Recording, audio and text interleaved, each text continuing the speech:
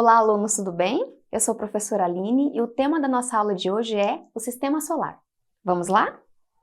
Antes de entender como que aconteceu a formação do Sistema Solar, vale lembrar como que aconteceu a formação do Universo. A teoria mais aceita pelos cientistas é chamada de Big Bang. Segundo essa teoria, uma partícula muito densa e com muita energia se expandiu a ponto de provocar uma grande explosão. Esse evento aconteceu há 15 bilhões de anos, e aí nós tivemos a formação de todas as galáxias, de todos os sistemas com seus planetas. A formação do Sistema Solar aconteceu há 4,5 bilhões de anos atrás, a partir de uma nebulosa. Nebulosa são nuvens que possuem gases e poeiras congelados. Esses gases estão em intensa gravitação e essa energia da gravidade acaba provocando colapsos. A partir desse colapso, nós temos a formação de astros. Portanto, é uma rotação da nuvem de forma irregular, que é em forma de disco que promove esse colapso. Na região central do colapso formou-se o Sol, que contém mais de 99% da massa do Sistema Solar. E as partículas que ficaram em volta deram origem aos planetas e demais astros. Vamos entender quais são as características do astro Sol? O Sol é uma estrela. Estrela, por definição, são astros que emitem radiação luminosa, luz e calor, energia térmica. O Sol, como é uma estrela, é formado a partir das nuvens nebulosas. Todas as outras estrelas também são formadas dessa forma. Nós temos nuvens de gás e poeira, que estão em energia gravitacional, entram em colapso e formam as estrelas. Essas estrelas possuem a queima de combustível durante muito tempo. Algumas expectativas é que o Sol ainda vai ficar queimando seu combustível por 7 bilhões de anos. Qual é a composição do Sol?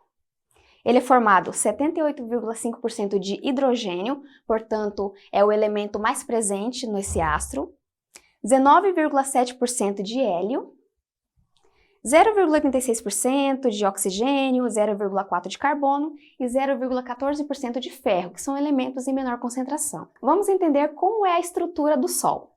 Ele possui um raio de aproximadamente 695.500 quilômetros. O seu núcleo é onde acontece a fusão. Os átomos de hidrogênio se transformam no elemento hélio, então toda a energia do Sol é produzida dentro do seu núcleo. A zona radioativa é a região em que a energia flui, ela sai sob a forma de radiação. A zona convectiva é onde acontece a convecção da energia. Na fotoesfera é a região mais externa do Sol. Toda a matéria solar que é projetada para fora parte a partir dessa fotoesfera, a partir dessa região. A atmosfera do Sol é formada por cromosfera, que tem a cor avermelhada, e a coroa, que é a camada mais externa da atmosfera solar. Além das estrelas, como o Sol, vamos entender quais são os outros astros? Planetas e planetas anões, estrelas, cometas, asteroides, meteoros e meteoritos e os satélites. Os planetas, por definição, são astros que orbitam o Sol e também têm uma característica de serem esféricos.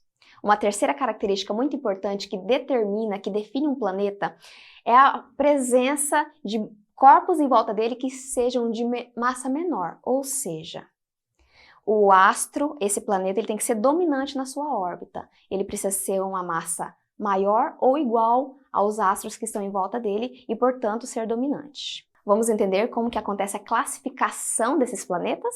Nós temos 8 planetas no Sistema Solar. 4 são rochosos, também chamados de telúricos ou até terrosos, que são na ordem de proximidade com o Sol: Mercúrio, Vênus, Terra e Marte. E 4 planetas gasosos: Júpiter, Saturno, Urano e Netuno. Os gasosos também são chamados de gigantes devido ao seu grande diâmetro. Nós temos uma segunda classificação de planetas, que são chamados planetas anões. Os planetas anões, eles também orbitam em volta do Sol. Ele também tem formato esférico, porém eles não são dominantes na sua órbita. Eles acabam atraindo outros corpos que possuem uma massa maior do que a sua. Tanto é que o Plutão, que antes era caracterizado como um planeta, ele foi rebaixado, segundo a classificação internacional, porque descobriu-se que o Plutão não era dominante na sua órbita. Esses planetas, portanto, possuem corpos ou até luas que têm a máxima muito próxima ao seu tamanho. Agora vamos entender como que é a formação das estrelas? O seu nascimento, assim como o astro-sol, ocorre nas nebulosas, nuvens de gás composta por hélio e hidrogênio. Através da força gravitacional pode haver a aproximação e a contração dessa nuvem. Acontece o aumento da temperatura e a emissão de luz. Consequentemente, você tem a queima de combustível, a queima de hidrogênio e a liberação de energia. A idade das estrelas depende do tamanho da sua massa. Quanto maior a massa, mais tempo de vida. Quanto menor, menos tempo de vida. A morte acontece depois que acaba todo o combustível. Depois que todo o combustível é queimado, você tem a chamada morte de uma estrela.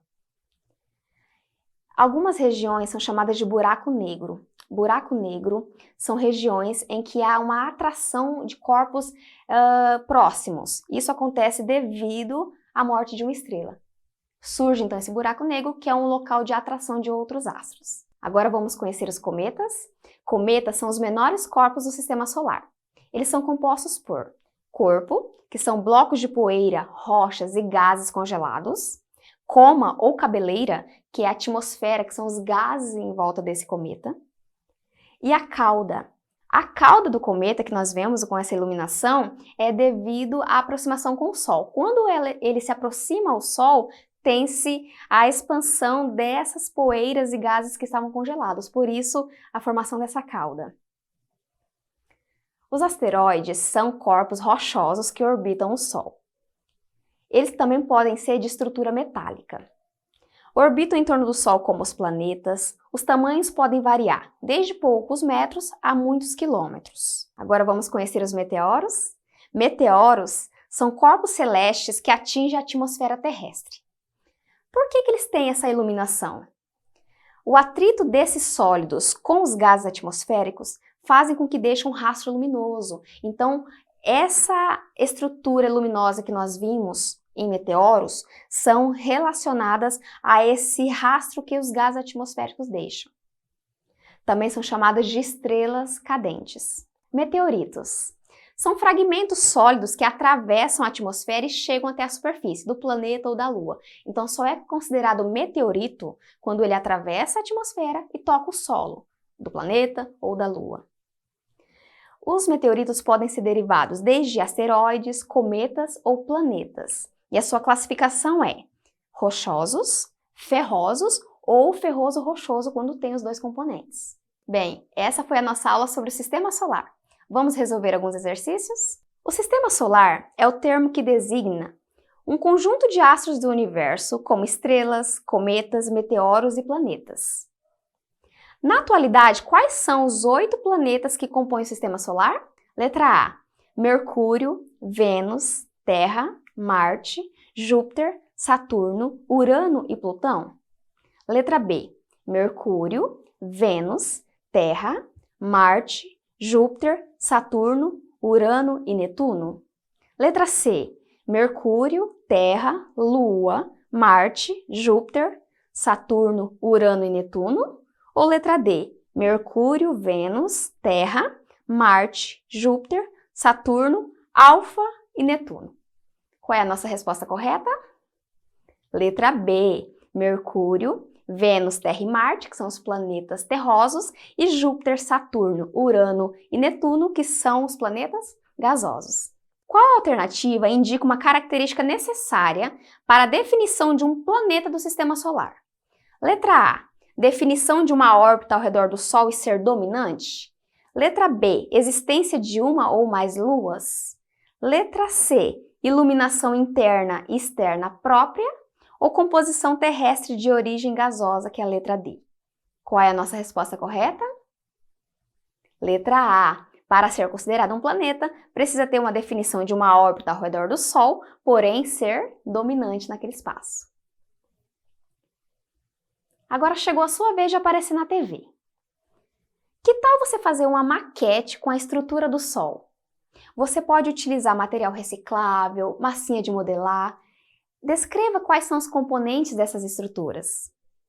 Você pode gravar um vídeo, tirar uma foto e mandar para a gente no telefone que está na sua tela. Eu fico por aqui. Agradeço a tua atenção e até a próxima aula.